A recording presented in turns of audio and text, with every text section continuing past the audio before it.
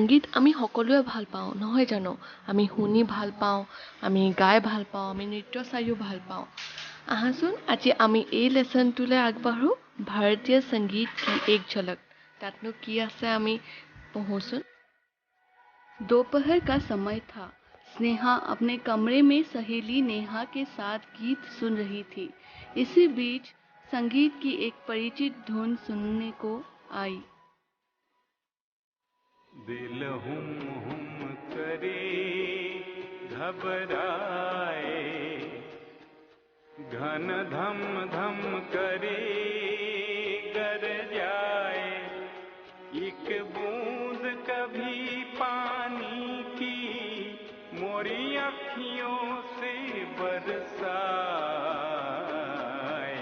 दिल हुम हुम करे घबराए। इस गीत की धुन सुनकर दोनों बड़ी खुश हुई। नेहा टपाक से बोल उठी, स्नेहा क्या तुम जानती हो ये गाना किसका है? स्नेहा ने कहा, हाँ हाँ क्यों नहीं, ये भारतीय संगीतकार, गीतकार, गायक तथा दादा साहेब फाल्के पुरस्कार विजेता हमारे असम के भूपेन हजारिका जी का एक अन्यतम गीत है। उन्होंने अपने गीतों के सुरों से असमिया में ही नहीं बल्कि बांग्ला और हिंदी भाषा में भी अपनी अलग पहचान बनाई है। দুপৰীয়াৰ সময় স্নেহা কি কৰি আছিলে? নেহাৰ লগত গীত শুনি আছিলে। এই গীতটো তোমালোকে শুনিলা নহয়? এইটো কথা যেতিয়া নেহাই স্নেহাক সুধিলে যে এইটো কোনে গীতকাৰ কোন হয় তুমি জানা নেকি? এই গানটোৰ কথা তুমি জানা নেকি? তেতিয়া স্নেহাই ক'লে অঁ মই জানো। কোনে গাইছিলে বুলি ক'লে দাদা সাহেব ফাল্কে পুৰস্কাৰ বিজেতা আমাৰ আসাম কি ভূপেন হাজৰিকা জি। তাৰপিছত আৰু ক'লে যে তেওঁ ভূপেন হাজৰিকাই কেৱল অসমীয়াতে নহয় বিভিন্ন ভাষাত যেনে বাংলা আৰু হিন্দী ভাষাতো गीत गाइसे। वे भारतीय संगीत की दुनिया में मशहूर कलाकार लता मंगेशकर, किशोर कुमार, मोहम्मद रफ़ी आदि की तरह एक आदरणीय कलाकार है। কৈছে যে লতা মংগেশকাৰৰ নিচিনা, কিশোৰ কুমাৰৰ নিচিনা, মোহাম্মদ ৰফিৰ দৰে তেওঁ এগৰাকী আদৰণীয় कलाकार হয়। ভূপেন হাজৰিকাৰ কথা কৈছে। नेहा फिर बोल उठी। नेहाए आको कोले जे तब तो तुम भारतीय संगीत के बारे में भी जरूर जानती होगी। नेहाए स्नेहा खुदिले। तेतिया स्नेहाए कोले हाँ थोड़ा बहुत जानती हूँ, হয় मैं অলপ सलप जानूँ। मैंने शास्त्रीय संगीत की शिक्षा भी ली है। क्या तुम भारतीय संगीत के बारे में नहीं जानती हो? তেতিয়া নেহা ক'লে মই জানো, অলপ চলপ জানো, কাৰণ মই শাস্ত্ৰীয় সংগীতৰ শিক্ষা গ্ৰহণ কৰি আছোঁ। আৰু সুধিলে যে তুমি ভাৰতীয় সংগীতৰ বিষয়ে একো নাজানা নেকি? তেতিয়া নেহায়ে उत्तर दिले नहीं, मुझे इसके बारे में ज़्यादा जानकारी नहीं है, लेकिन संगीत मुझे बहुत पसंद है। बताओ ना स्नेहा, इसकी शुरुआत कहाँ से और कैसे हुई? नेहाए उत्तर दिले जे मैं इमान बेसी नाजानो, तुमी কোৱাচোন। মই সংগীত ভাল পাওঁ, সংগীত मुझे पसंद है বুলি কৈছে। মই সংগীত ভাল পাওঁ। আৰু নেহাই স্নেহাক ক'লে যে তুমি মোক প্ৰথম পৰা কোৱাচোন সংগীতৰ বিষয়ে, তুমি যি জানা মোক কোৱাচোন এবাৰ, সেই বুলি ক'লে। এই ছবিত যেন আছে শেহনাই বাদক, তেওঁ কোন হয়? উস্তাদ বিছমিল্লা খান। আৰু সিতাৰ বাদকজনৰ নাম কি? পণ্ডিত ৰবি শংকৰ। তাৰ পাছৰ পেৰাগ্ৰাফটোলৈ আহোঁ। तो सुनो, कलाओं में संगीत एक अन्यतम प्राचीन कला है। ये तो कुने কৈছে? स्नेहाए কৈছে।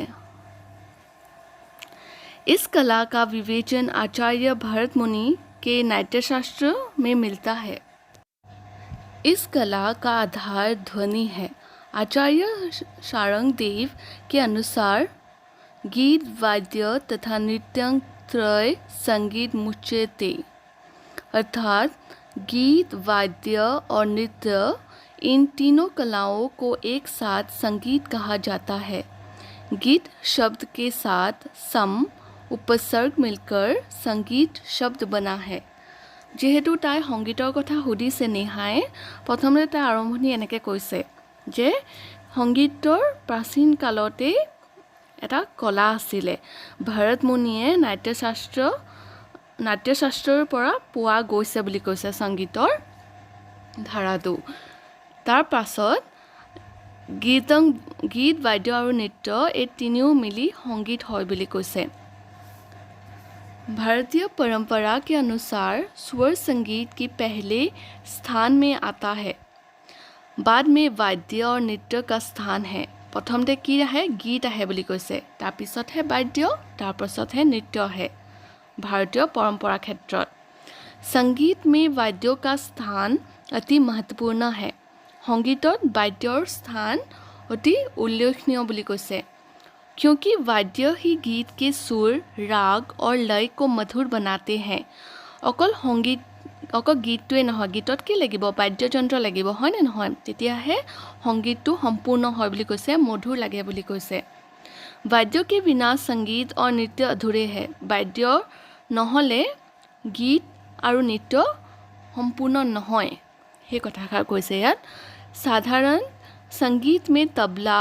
हारमोनियम सितार सारंगी मृदंग खोल पखवाज वायलिन तानपुरा बीना और बंसी आदि वाद्यों का व्यवहार होता है এইবিলাক वाद्यर व्यवहार হয় বুলি কৈছে সংগীতত वैदिक युग में ही इसका श्री गणेश हुआ था श्री गणेश माने आरंभ হৈছিলে वैदिक जुगत लेकिन 13वीं 14वीं सदियों में इसका परिवर्तन होने लगा तापिছত परिवर्तन होबले धरिले वाद्यবিলাকৰ मूलतः उत्तर भारत में मुगल शासन के दौरान भारतीय संगीत कला में बहुत परिवर्तन हुए যেতিয়া उत्तर भारत मुगলৰ শাসনত আছিলে হেতু সময়তে भारतीय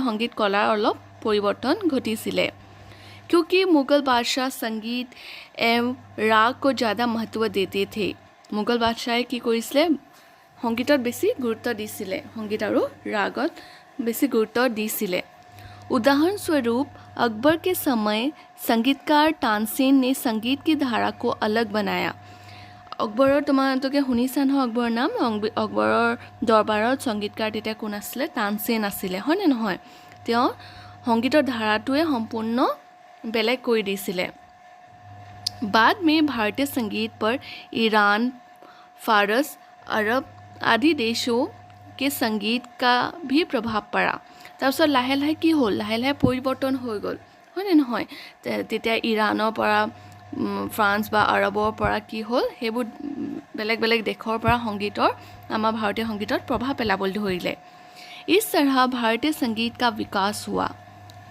नेहा ने स्नेहा की बात को आगे बढ़ाने के लिए फिर पूछा नेहाय আকৌ সুধিলে স্নেহাক যেটো এই কথা গোটেই কথাখিনি স্নেহাই কৈ আছে नेहाय আকৌ সুধিলে প্ৰশ্ন কৰিলে তাই भारतीय संगीत की कितनी धाराएं हैं और क्या क्या है इनका विकास कैसे हुआ भारतीय संगीতৰ ধাৰা কেইটা আৰু কি আৰু কেনেকৈ বিকাশ হ'ল বুলি কৈছে তেতিয়া তাই কি ক'লে স্নেহাই আহাচোন চাওঁ हाँ ये तुमने बहुत अच्छा सवाल पूछा है হয় তুমি বহুত ভাল প্ৰশ্ন সুধিছা মোক भारतीय संगीत की दो प्रचलित धारा है দুটা ধাৰা আছে বুলি কৈছে কি हिंदुस्तानी अथवा उत्तर भारतीय संगीत की एक धारा दूसरा है कर्नाटकी अथवा दक्षिण भारतीय संगीत की धारा এটা হ'ল हिंदुस्तानी संगीत বা उत्तर भारतीय संगीत বুলি কয় এটা হ'ল कर्नाटकी अथवा दक्षिण भारतीय संगीत और की কৈছে असम बंगाल बिहार उड़ीसी उत्तर प्रदेश हरियाणा पंजाब राजस्थान मध्य प्रदेश महाराष्ट्र गुजरात आदि स्थानों में हिंदुस्तानी संगीत की धारा प्रचलित है এইবিলাক राज्यत उत्तर भारतीय अथवा हिंदुस्तानी संगीत प्रचलित হৈ আছে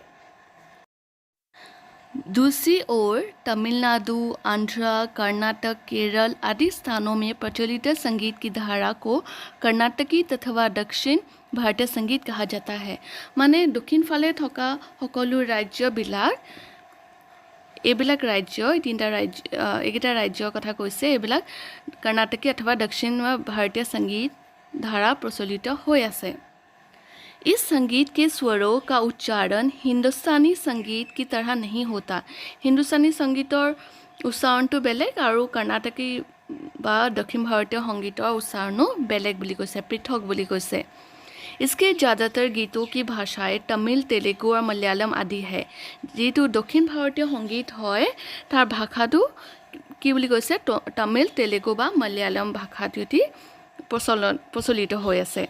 रूसी और हिंदुस्तानी संगीत के गीतों को ज़्यादातर भाषाएं ब्रज, हिंदी और उर्दू आदि है।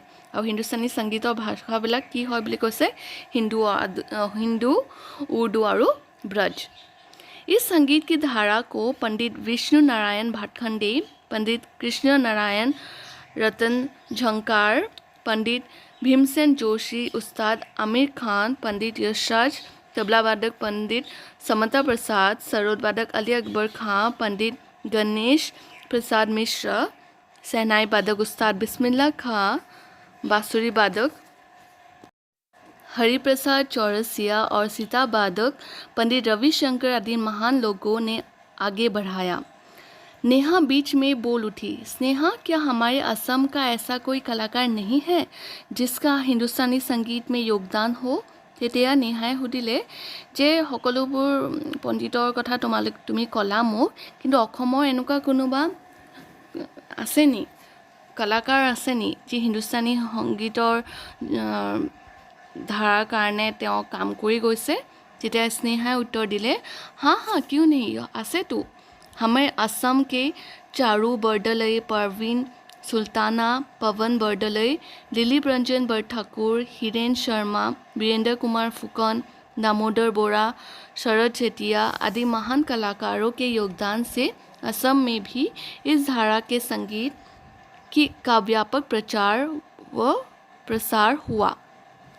हमारे असम में संगीतज्ञ पंडित विष्णु नारायण भाटखंडे के नाम पर कई विद्यालय और महाविद्यालय भी खोले गए हैं जिनके द्वारा शास्त्रीय संगीत की शिक्षा दी जाती है।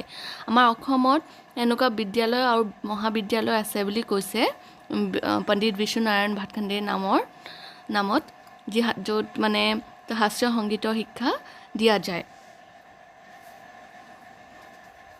साथ ही पंडित विष्णु दिगंबर पुलस्कर जी के गंधर्व महाविद्यालय मंडल के द्वारा भी यह शिक्षा दी जाती है। हमारे यहाँ कर्नाटकी संगीत धारा का उतना प्रचलन नहीं है। हमारे यहाँ कर्नाटकी संगीतर प्रचलन इमान नाई। इसका प्रभाव दक्षिण भारत में ज़्यादातर दिखाई देता है। जीहेतु दक्षिण भारतर धारा है, दक्षिण भारतत है बेसी तार प्रभाव देखा जाए, प्रचलन देखा जाए। भारतीय संगीतज्ञ एवं दक्षिण भारतीय संगीत धारा की प्रधान नेत्री भारत रत्न MS सुभलक्ष्मी जी ने इस धारा को आगे बढ़ाया है।